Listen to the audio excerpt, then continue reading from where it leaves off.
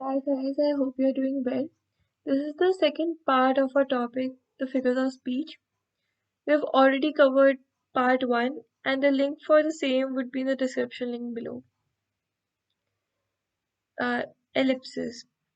Ellipses होता है जब the words we omit some words in a sentence. जब हम कुछ words छोड़ जाते हैं ताकि वो sentence minimal लगे, छोटा लगे but still हम उसको समझ सकते हैं. जैसे I'll order the linguine and you can too. Linguine is a type of pasta और हम इसमें I'll order the linguine in two. हम इसमें छोटा करके किसी वर्ड को सेंटेंस को बोलते हैं.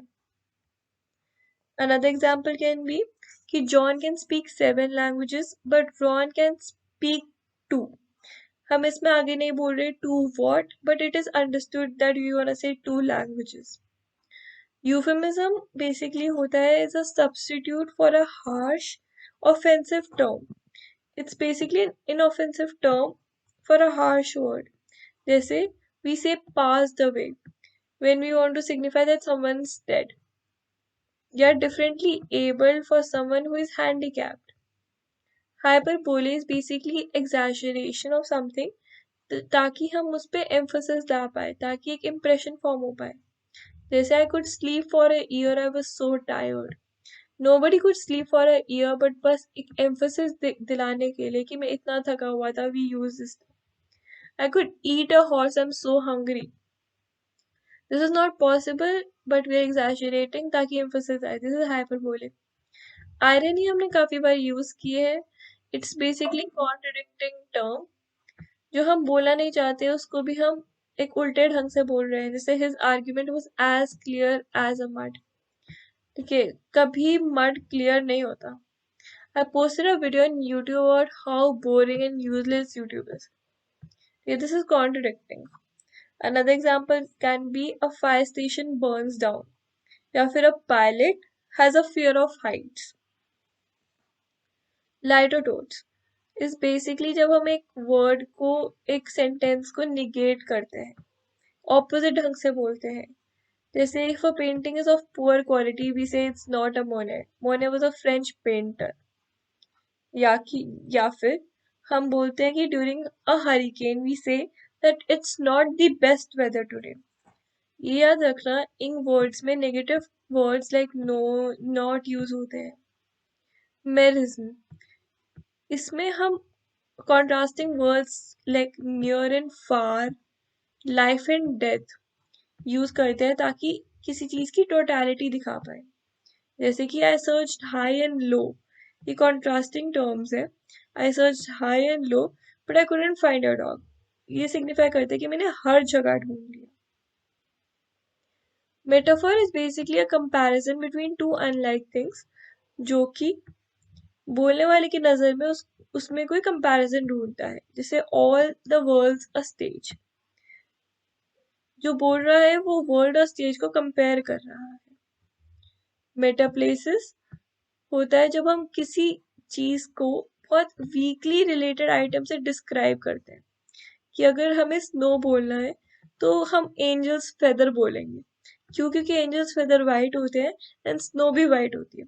सो एक बहुत ही वीकली रिलेटेड आइटम से हम एक चीज को डिस्क्राइब कर रहे हैं. मिटोनिमी होता है जब हम एक वर्ड को रिप्लेस करें किसी और से जो थोड़ा उससे क्लोजली रिलेटेड है. एक प्लेट ऑफ फूड को हम डिश बोले जो हम बोलते हैं. या फिर आपने ये सेंटेंस तो सुना होगा, the pen is mightier than the sword. इसमें द पेन हम यूज करते हैं for the written word and the sword हम यूज करते हैं for the physical force. It's an example of metonymy. Onomatopoeia is the formation of a sound the formation of a word from a sound. जैसे snake हिस करता है सो हमने उसको एक word बना दिया. कैट म्याउइंग करती है उसको भी एक हमने लेजिटिमेट वर्ड बना दिया. Oxymoron when we use contradictory terms that appear in conjunction, मतलब साथ में हम opposite words यूज करें. जैसे he was clearly confused.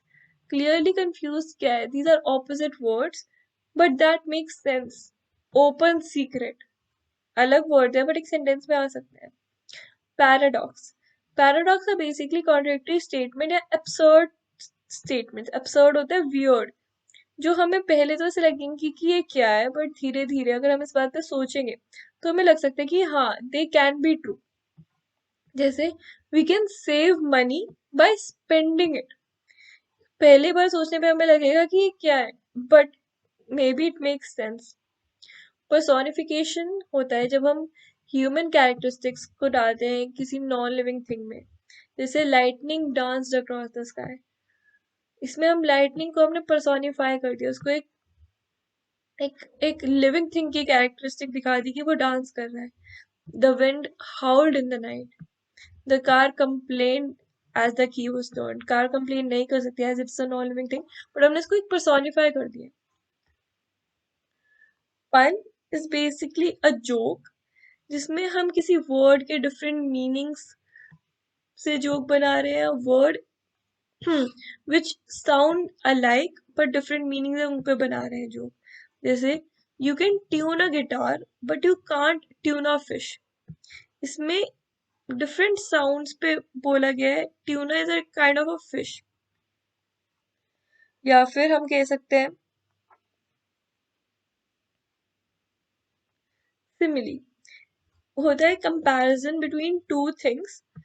जब हम लाइक और एज यूज करते हैं, he's as boring as watching paint dry, as boring, as big as an elephant। सिनेक्डोकीज जब होता है जब हम एक पार्ट को रिप्रेजेंट करते हैं, a part is used to represent the whole। जैसे अगर हम ships बोलना चाहते हैं तो we say sails, sail is a part of a ship, तो हम sail से पूरा ships बोल रहे हैं। या फिर अगर हम कार बोलना चाहते हैं तो we say wheels।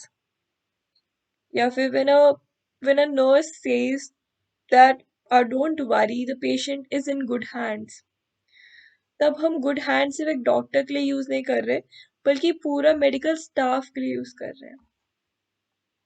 Tautology saying the same thing twice, जैसे his office was in close proximity। We are using different words but same ही चीज है। Close and proximity, they are both synonyms। The cow is either black or it's not black।